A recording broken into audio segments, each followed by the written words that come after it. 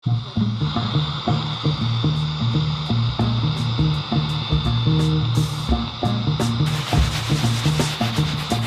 Radio में चावल होगा तो उठ क्या मर दे, गेहूं उठा के बोरा में कसा। चुपचाप शांत रहो सरऊ। अभी हमरा मैदानो लागल बा, जबले हमें वो गाना ना सुनले तबले मैदानो ना उतरेला। गाड़ी गाल बोदना तोरा ने एफएम पकड़ा था कि ना रे? अरे काका थोड़ा देर पहले 12 बढ़िया गाना बाजल रहला ख, अब तो सरवा धरते नहीं के। ओ भाई ई बोका जान के घरवा केने पड़ी? हम यही बोका जान का बात बा हो। अरे चाचा तोहर लइका पहाड़ा से चिट्ठी पठैले हवा। अरे बार बउआ चिट्ठी में बारे बाप रे, आवा हो बउआ हो आवा। ला कुछ ढेगो देबा। कति ढेउआ मंगले पड़ा है, वो अपने भदवारा धइले बा।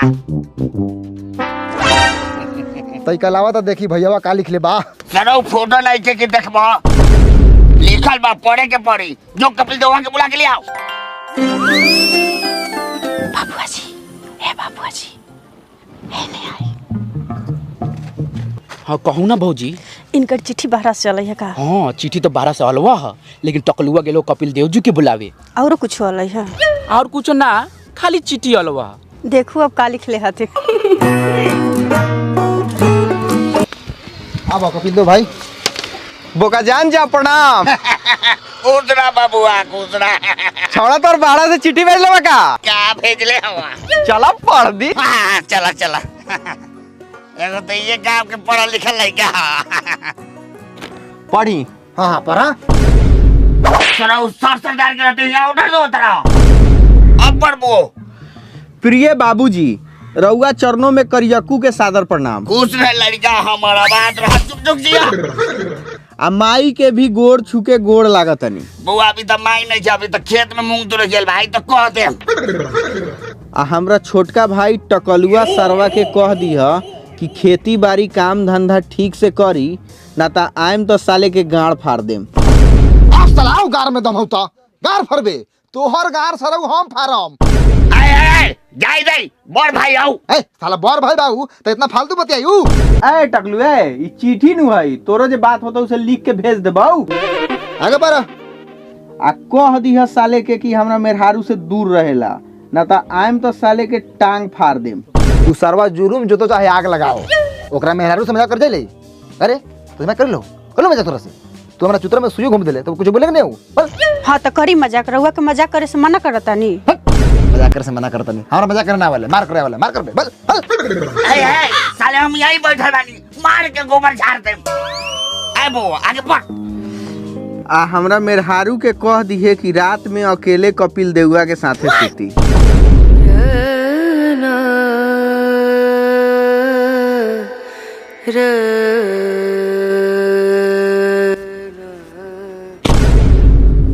आए फड़ दे मार के पीठ फाड़ दे। हाँ तो है धर पतो के भेज दा कपिल देव लगे सुतेला। ए बो तनी बढ़िया से देखना का लिखल बा। हमरा बेटा सरो हमरा पतो के बारे में ऐसे थोड़ी ना बोल सकता। रुका तो और शक दूर कर दिले। कपिल देव हमरा पत्नी के कह दिया अकेले सुतेला। अच्छा ई कहता कि कपिल देव हमरा पत्नी के कह दिया अकेले सुतेला। आखे नु बा कभी कभी गड़बड़ आ जाले। कोई बात नहीं के आगे बताओ आगे। आगे जवन लिखले बानी, जे भी बूढ़ा बूढ़ी भाई बहन लोग सुनता उनका के हटा द, ई सिर्फ हमरा पत्नी ला बा। कोनो बात नहीं के पतो के देखभाल तो हम ही करी ले। आगे पढ़ा तू। हम जानत तानी कि तोहर जवानी बिछौना पर छटर पटर करत होई, कैसहू 2 दिन बर्दाश्त कर, तीसरा दिन आके ऐसन दौनी करम कि सीधे 9 महीना के छुट्टी कर देम। ए दादा ए छिया कितना बिखे लिखले हथिन। मैं तेरी पर कुछ नहीं होता है, आगे गेहूं कटवा के। हाँ हाँ जा जा गेहूं कटवावा, काहे कि आवते बा सरवा दौनी करे। चुप रह रे सरवा। शादी के पहले तो चुम्मा ना ले रही, लेकिन आइम तो इतना चुम्मा ले हम कि एको गो अलंग ना बाची। हमारा बाप के जूत सुनता रहा। पलंग पर गुलाब के फूल बिछा के रखिया, आइम तो दोनों बेकत लोटाइल जाई। कपिल देव जी हो गए रह दी बहुत बा, अब जाऊ कर लियो अपना। गांव में तो पढ़ाई लिखाई के इज्जते नहीं खे, लेकिन गांव में को बढ़िया चीज बा। साला आज के बाद हमारा घर में चिट्ठी ना आई है, जो खाना बना चिट्ठी सुन। इतना परेशान काहे बड़े भाई? अरे यार सोचा था नहीं माई के एगो खूब बढ़िया साड़ी किन के दे देती तो खुश हो जाई, लेकिन पैसे नहीं खे। तब पैसा कहाँ से लाई? अरे बानू इंडिया के अपन गेम। इंडिया के अपन गेम? हाँ भाई, इंडिया के अपन गेम जुप्पी लूडो। एमे हमनी अपना स्किल के यूज करके लाखों रुपया जीत सकतानी। एमे हर 5 से 10 मिनट में छोटा छोटा गेम हो जाला। देख हम तोरा के खेल के दिखाई ले।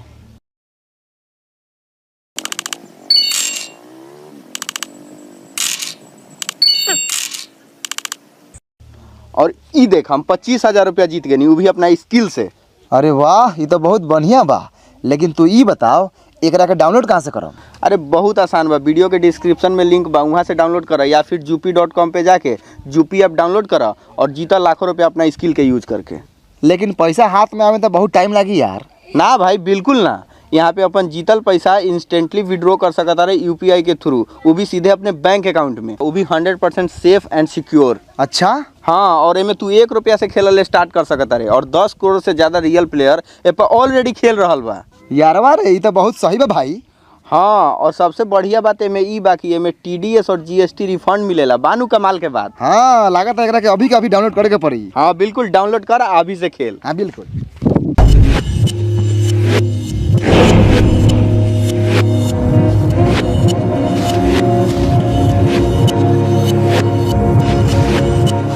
प्रणाम। प्रणाम। अरे कहू लोगन सतुआ तुआ सनुआ दी हरियर का मरचा के साथ चुपचाप 8-9 घंटा से गौबत मार के बैठल बानी लोगन। एगो बात कही, उचित बोलम लेकिन तैका बुरा लागी। कही कही रउआ तो एक नंबर के दोगला चोद आदमी बानी महाराज। एक भोरे से सबनी के बैठा के रखले बानी, 2-3 बजे वाला बा। लइका ना दिखावे के रहे तो साफ साफ कह देती, हमनी का चल देती। आय उतना गिरल थोड़ी बानी। तो तोरा के कला का 5 बजे भोरे में आ जाएला? आदमी के काम दाम बा, खेती बाड़ी बा, माल जाल बा, सब कुछ कइला के बाद में तोरा से बतिया लगलन बिक पा दे। ले सरवा ना बतियाए के लूर हो तू चुप रह, आ ना तो तुहे बतियो। हम खेते खेते चलनी घरे 10 को तो बढ़ ही बा। बतियो रे, तू बतियो, हमरा तो सारा से मारे हो जाई। अंग्रेज बाबू अब कितना देर बैठे हैं? लड़कावा के बुलाओ ना। अभी बुला दे बतानी बाबू मोतीलाल। हाँ बाबूजी, एने आवा तानी। अंग्रेज बाबू कय गो बेटा बा तोहरा? एगो तो बेटे बा, ओकरा ऊपर से 7 गो बेटी बा। 7 बेटी के खत्माइला के बाद एकरा में हाथ लगावा तानी। महाराज अरे बाबानी की जलाद 7 बेटी के खात्मा देनी, बेटी औलाद ना होके लगा रे सरवा। खत्मा देनी मने सबके बियाह क के हटा देनी। साफे लड़बो के बानी का बउओ, सबके गोर छू।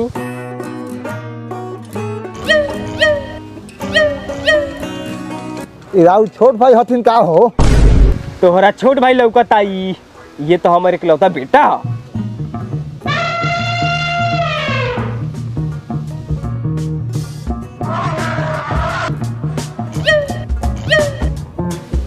बड़ी मोट बा हो। ये त का हो गेल मोट बा त अलुआ दही खा के फूलल बा। ये तो सरवा लमू लागता। लाठी लिया बड़ा छौड़ी के नाप के, तो छौड़ो के नापो। अंग्रेज बाबू तैका हम लड़कियां नापे के चाहतानी, काहे से जे लड़की के लंबाई लाठिए बरबा, हम नाप के लिए आइल बानी। हाँ हाँ नापू। 1 2 3 4। ए चल सर, ए जोड़ी जमे वाला ना बा, लड़की से 4 मुट्ठी बेसी बा। सीधे चल चल सर। आओ बुढ़वा 5 साल, आओ बुढ़वा हम तो रहूं लोगन। बउओ रे मार सरबसा के चहिट के, रिश्ता तो खराब होइए गेल बा।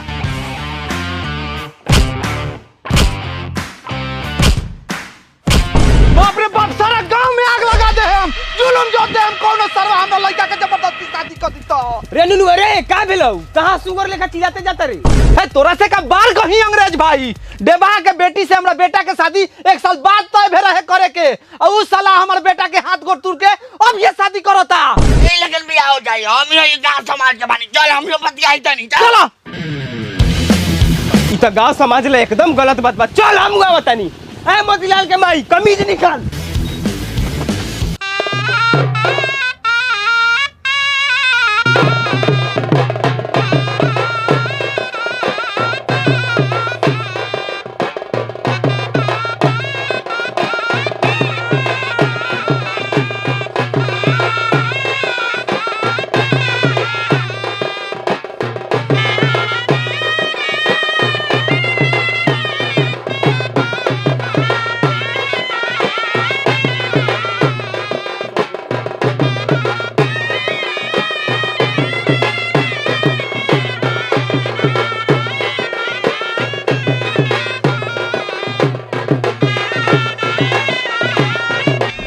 अरे बाप रे बाप, अरे यवा लड़का लगे हमरा फंसा देलक कह दो। रे सरवा तू शेर के झाट पड़ल बारे, हमरा लड़का के जबरदस्ती बियाह करैबे। ए बन का खुदक सहनाई। रे सरवा हम शेर के झाट बाइन तो तोहर मुंह की गर। 2 साल पहले का तय तूफान भेरे से 1980 आवत आवत लड़का सबके बियाह करा दिया। अब बात से काहे मुकरे तरे? रे साला जइया तय तूफान भेरे ओ दिन हम एक लवनी तारी पी के नीचा में रही और 2 साल से तोरा बेटी के लमाई बढ़त कहां बा? होई नटरी पर हमर बेटा अटूरी मारी चावा कहना में चोर के मोछ पर 4 लाख बेटी के नौकरी को आता। अरे भाई तू ठीक ना करे तेरे जुलुम चोदल बंकर इस समाज में सब के रहे के बा। रे बारे भूतनी करा साथ रहा तेरे की ना समाज का लेबा। चुप रह अंग्रेज भाई, न तो तोरा धोती में आगा के मारम। हमरा भतीजी के फुटी काहे कहलक? आखिर में सरवा के पतो न लागी। बताओ अंग्रेज चा, एगो पढ़ल लिखल प्रतिष्ठित आदमी झगड़ा छोड़ावत तो ओकरा के लाड़ से लोग टकले नहीं के जानत। आ कहीं हम खिसिया के नौकरी धलेनी तब बाहर के खबर के पढ़ के सुनाई गांव के? रे कपिल लौआ कोनो लगलौआ थोड़े, हमनी का तो बचा के मारत रहनी ह। बाबूजी करिया के संग बिया ना करम, गू खाए वाला सुअर से बेसी बई करिया का। रबे आराम से, तू कौन निमन बारे गोह काटे वाला गोह कटनी। रबे तो निमन से मार ला के मुंह आइए दे। अरे छोरा ओकनी के बात लड़का बाटे, ऊ का जाने गेल कन्या दुल्हा के हाल। ए समधी साहब, लड़का लड़की मंडप में बैठ गेल बा, रउआ बताई शादी होखो कि ना होखो कि खाली मार होखो? रउआ मार करम तो हम मार करम, लेकिन लड़का हमर सरवा जब मंडप में बैठिए गेल बा तो हम बियाह करम। लेकिन गावना हम 9 साल बादे कराएम। रउआ मंजूर बा तो बोली, आना तो हमरा लाड़ पप्पा दी।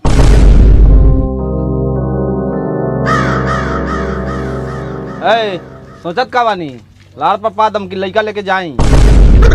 अरे बूढ़े बोल ना। अब ठीक बा 9 साल बाद गाँव ना होई। प्रणाम खुश रह। प्रणाम खुश रह बाबू। प्रणाम। कहे कर लगा कि हमारा बाबूजी से केहू के झगड़ा भइल का? सुने में आला कि केहू मरबो का लखा? ए बो ये डेबा नटी तो के झपड़ लगा तई का मरबो को लगा। अरे कोनो बात नहीं खे। चाचा जी प्रणाम। खुश रह। माधर चोद बाजू बाजू मार पड़ी ले मार बा।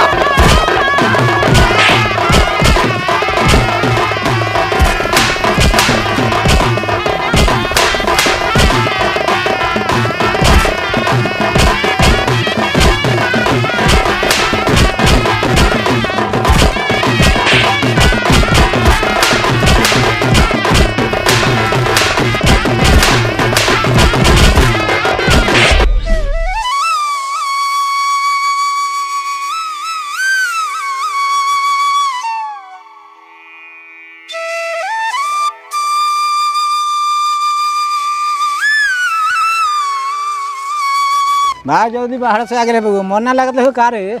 नया नया बियाह भेल ह, भाड़ा में मन लागी। बाप मतारी समझो तब न। इनके किरायो भाड़ा निकल का झांट ना। कोनो का लड़का हाथ सरवाई बढ़िया कपड़ा पहनले बा, सारा सब बाहर जाके कमाए के बुद्धि सीख लेल बा, सोसाइटी में रहे के कोशिश करता। का रही रहुआ के का लड़का होश रे? आ कहां से आवत रे बेग लेके? बोका जान के लड़का है, आ कलकत्ता से आवता नहीं कमा के। सरवा बराबरी बतियाता। ए एना उतर के गाँव ना लिवाओ, बाहर में धो ले बानी। गाँव के गुलामी के लाई। साला बाप दादा गुलामी कर लो जिंदगी भर, अब तू बराबरी बदले।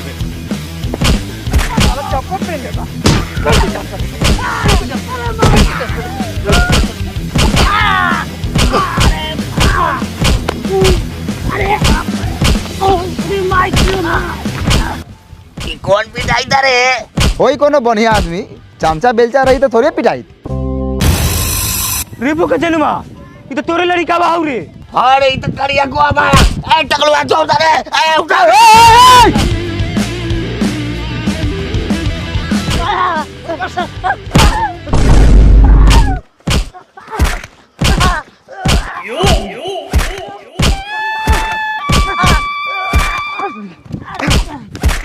साला कौन ऐसा गलती कैला कि मालिक तोरा कितना मार मारता रे? जरूर साला मालिक से जवान लड़ले होई। मालिक माफ कर दिया। आ बजा हमरा के पहले माफ करी। मालिक एकरा के माफ कर दिया। ई साला के शहर के हवा लागल बा। कहीं तई साला के माथा कुछ के मुआ दी। रहे दे कह दिए साला के बिहान से नजर झुका के चली। नजर के बात करता नहीं मालिक, बिहान से ही सर वही रास्ता से गुजरी ताख में कोड़िया पट्टी लगा के गुजरी। रउआ सही हमर नवादा बा। वादा हो गले सरवा, चल उठावे के। साले अपने में शेर बनलन, दोसर कोनो गार ले वाले तो बड़ा मीठ लागले। ये तो का करी रे, मालिक से झुरा के घरवा में आग लगवा ली। ए तो सीधा कम मौगा बानी गार में दम नहीं के टप नाइट में काला फौकली। का अंग्रेज भाई काले लई वाला बड़ा जुजू वाला बात बतियाइल हो। चला ना घरे मकई के रोटियां नॉन की मछली बनवाले बानी, काहे के लइको आज बाहर से आइल हो। तू हमरा के छुदरा लो हमरा बुझा तेरा का हो। हम सब के घरे ना जाइले, हम कबो मकई के रोटी या मछली नहीं की खइले का। तू कहत रह चल चली ले। चल दो चार लात में टेढ़ होके चला तारा। का हो अंग्रेज चा आज हेने कैसे ए हइए बोका जानवा कलक ननकी मछली या मकई के रोटी बा तो वे चले नहीं ना त मल्ला आरे आई। ए बोका जान मछली के जुगाड़ त करिए देल बारे, ओकरा ऊपर से 2 बोतल तारी के जुगाड़ कर देते त मजा आ जाई। ओ अंग्रेजा आए तारी के जगह हमर लाड़ी पीबो। ए छोरे रे तू ज्यादा ना बतिया तेरे, तोरा से बड़ बेटा नहीं बा हमार, लागी हु के त लगबे थूके। ए आओ ना मर्दे चुपचाप, ना तो जेबे भूखे आ गार तो टेटा जाई सूखे। निकली बाहर, जल्दी निकली। केकरा से पूछ के अंगना में ढुकनी हो। अब पानी पिया तो सटा सा। अरे चाची खाली पानी नु पीनी है सटा सट, और थोड़ी कुछ कहनी है सटा सट। का हो कपिल देव, जब हमनी के दूरा बना रहनी है तो काहे ढुकला अंगना में। अरे बोका जान जा तोरा दुआर पर से गुजरत रहनी है तो प्यास लागल है तो सोचनी है एक गिलास पानी पीते चली। बाकी तोरा आंगना के पानी बड़ा बढ़िया बा। अच्छा मने केहू के दुआर पे मरद मानुस ना रही तो ओकरा आंगना में ढुक जेबे पानी पिए। काहे ना कोनो अनपढ़ बानी, पढ़ल लिखल आदमी नु बानी।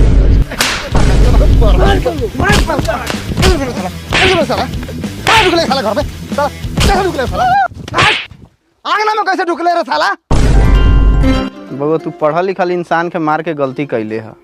देखा तनी कौन बहन चोदवा तोरा घर के चिट्ठी पढ़ देता, लेकिन तोरा घर के सेंध फोरम जरूर। हाँ चोदवा तू अभी बोलते मारा।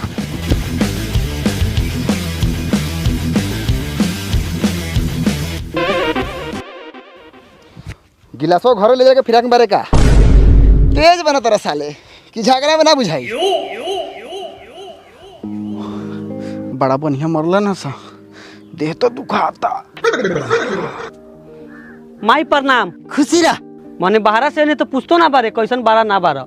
चुप रह ना तो ऐसा लात मारे मुहे के मैदान करे लगबा। तोहरा बहारा गैला से बड़का निहाल तरन हो गई हो। कोई गो नायका कमा के ले हरे नी पुतरा। 1 महीना में कमा के हाथी गोरा किन के भेज देती हो का। सिलाई मशीन पर हाथ गोद चलाई तब न कमाईती। कहाँ से हाथ गोड़ चलो, मशीन के पौधान तो घरे बा। है जब हाथ गोड़ ना चलत लऊ त काहेला सुअना सुतारी आणवा के व्यापारी बने के रहो। ऐसे बनिया यही जगह खेत में खटती आ चटती। नेहरू सौदे के तैयार हो जो। हां यही लग रहा हमरा तो अंगना में ढुक जाबो, गोड़ हाथ तुर के ना बैठा दम सराऊ। प्रणाम। तो चाची जो जाके लिया मकई की रोटी मछली दोनों बापूत खा के निकलू सा। तोहर दादा परदादा मकई के रोटी मछली कीन के देले बारन। भागो ना तो पदी मार बरन के सोझे कह देम। आई काहे ऐसे बोलत रे बोका जानवा बाबू। बोका जानवे त कला का घरे चला मकई के रोटी या मछली बनवावा तानी तबे त आई नहीं है ना तो तोरा दुआरी पर हम पदहू नहीं। कारे बोका जानवा काहे लेखा तोरा मौगी बोलत हूं। ए रात के मछली में से नहीं के बाचल बाचल बा।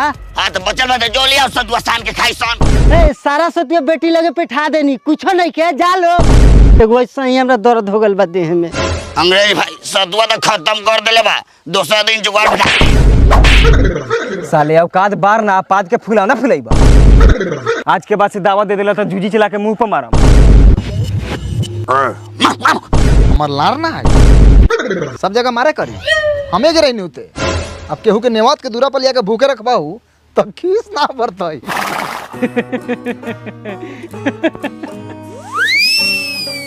नो नो लइकवा के बिया बढ़िया से होनु गेला हुआ।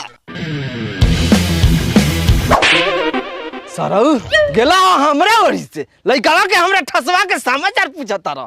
बहन चेदऊ ई तो साला बिना खायला का ढेकर बा सराय। अरु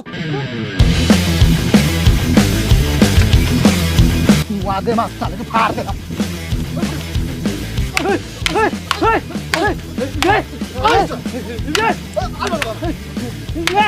जा ई सरवा संग काला मारपीट करे लागल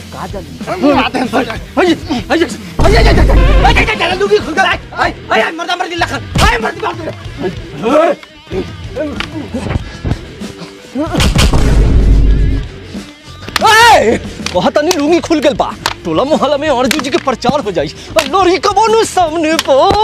बाबूजी तू लड़ाई पर ध्यान दे, कोनो नया बात नहीं है, हम तो लड़के से देखते आओ तनी। ए जाए दे रह दे छोड़ दे। साले हमारा बाप सरहू के मरला तक कपारे फाड़ दे। आ बाबा हमारा बाप के मरबा तो सरहू कपारे फाड़ दे। हो चाचा नुनु अब बस कर दुनु काठी लाठा लाठी कहले बारा जा ना घरे जा जीतबा त लार ना जाता नहीं कहिया आइले है बाहरा से अभी तो आओ तनी आओ कभी बाप से चुपे मचान पर खर्चा कर। अभी बात हमरा से बर्दाश्त होके वाला नहीं है। हाँ बिल्कुल बर्दाश्त मत करो, मर जाओ सरहू मर जाओ। अब तोहर बात सुन के हमरा बर्दाश्त हो गले बा। अब तू सरवा चुप रह। आई नहीं बा, तू जाओ यहाँ से। अच्छा चल।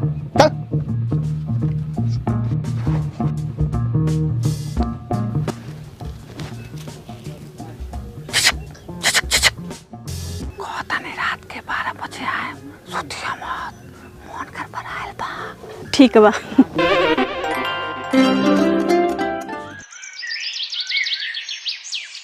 साला घर में कुछ नहीं के तो यो चोर सरवा रात के लोमड़ी आइत रहता आ घर में सोना चांदी रहता क्या होई? का होई? सोना चांदी ले जाई। जल्दी जल्दी ठूस आ खेत में जा।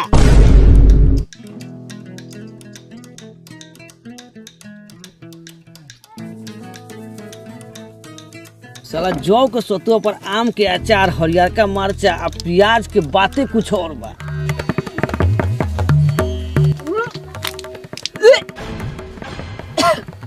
काहे उल्टी करत रे? का जानी लागो तो सुतिनिया पेट से बका दो।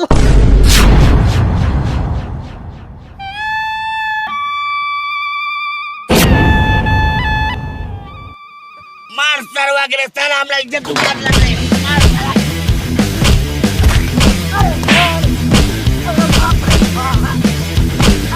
हेलो गाइस, वीडियो कैसी लगी? अगर वीडियो अच्छी लगी हो तो वीडियो को लाइक कीजिएगा और चैनल पे नए हैं तो चैनल को सब्सक्राइब कर लीजिएगा। तो गाइस जुप्पी लूडो लेके आया है जुप्पी लूडो फेस्टिवल जो शुरू हो रहा है 15 जून 10 बजे से लेके 19 जून रात के 10 बजे तक। तो गाइस जाइए, खेलिए और जीतिए लाखों तक। इसमें प्राइस पूल 1 करोड़ है और एंट्री फीस सिर्फ 15 रुपए, जिसमें फर्स्ट प्राइज वाले को मिलेगा थार, सेकेंड वाले को रॉयल इनफील्ड और थर्ड वाले को आईफोन। तो गाइस जाइए आप लोग जुप्पी लूडो डाउनलोड कीजिए और जुप्पी लूडो फेस्टिवल का फायदा उठाइए।